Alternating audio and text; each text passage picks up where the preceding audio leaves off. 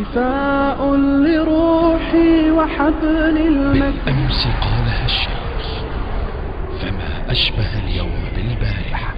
ماذا يريدون؟ ماذا يريدون؟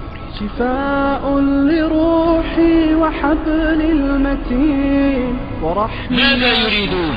ماذا يريدون؟ الحصين. ماذا يريدون؟ وحبل المتين. الإسلام أضر من؟ قلبي وحصن.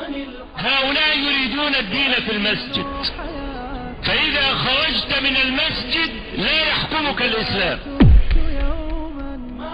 في الوقت الذي يجتمع الناس فيه على العقيدة في كل جنبات الأرض، هؤلاء يريدون أن يتخلصوا من الإسلام. طيب الآيات الكثيرة التي أوجبت طاعة الله عز وجل فيما أمر وطاعة النبي صلى الله عليه وسلم فيما أمر، ما تأويلها؟ وما كان لمؤمن ولا مؤمنة إذا قضى الله ورسوله أمرا أن يكون لهم الخيرة من أمره. بنوديها فين؟ فلا وربك لا يؤمنون حتى يحكموك فيما شجر بينهم ثم لا يجدوا في أنفسهم حرجا مما قضيت ويسلموا تسليما. نوديها فين؟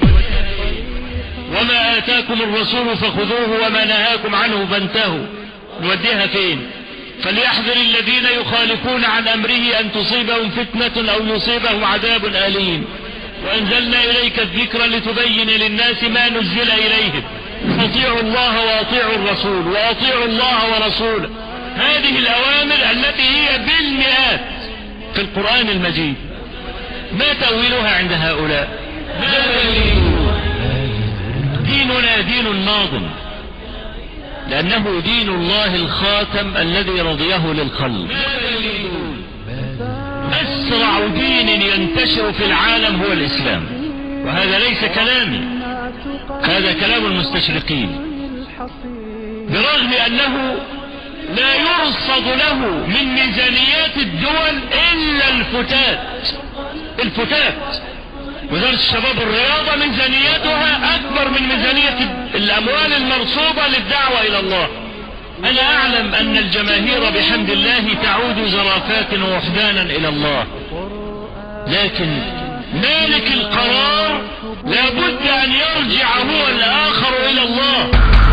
الاجتماع حول العقيدة ضرورة حياتية لو أردتم التمكين في الأرض.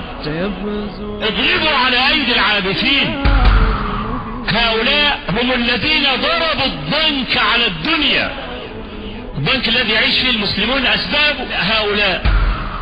عايزين يتخلصوا من الإسلام، يرون الإسلام عارا عليه. ماذا يريدون؟